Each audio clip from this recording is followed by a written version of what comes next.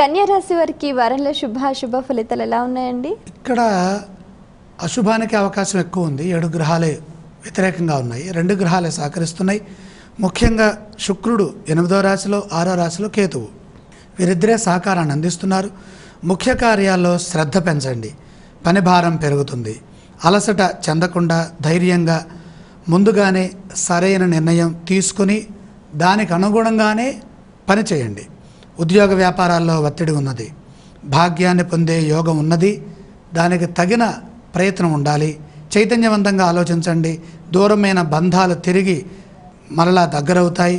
అడుగడుగునా ఎదురయ్యే సమస్యలని తెలివితేటలతో పరిష్కరించవచ్చు. ఇక్కడ ఆవేశపూరిత వాతావరణం కల్పించేవారు ఉన్నారు, రెచ్చగొట్టే పరిస్థితులు కూడా ఉన్నాయి. మౌనం వహిస్తే అంతా మంచి జరుగుతుంది. ఆధ్యాత్మిక వాతావరణంలో గడిపే ప్రయత్నం చేయాలి. మనస్సు చెడును ఊహించకుండా జాగ్రత్తగా ప్రశాంతంగా ఆలోచించండి. ఉన్న విషయాలని దగ్గర వారితో చర్చించండి, అంతా మంచి జరుగుతుంది. ఒక శుభవార్త చైతన్యాన్ని పెంచుతుంది. కన్యా రాశి వారు పఠించవలసిన స్తోత్రాలు ఏవండి? ఇక్కడ విష్ణు సందర్శనం, విష్ణు స్మరణ చాలా మంచిది. ఆలయ సందర్శన క్రమంలో ఏ దేవీ దేవతలను దర్శించాలంటారు? విష్ణుమూర్తి సందర్శనం ప్రదోషంలో చేస్తే ఉత్తమం.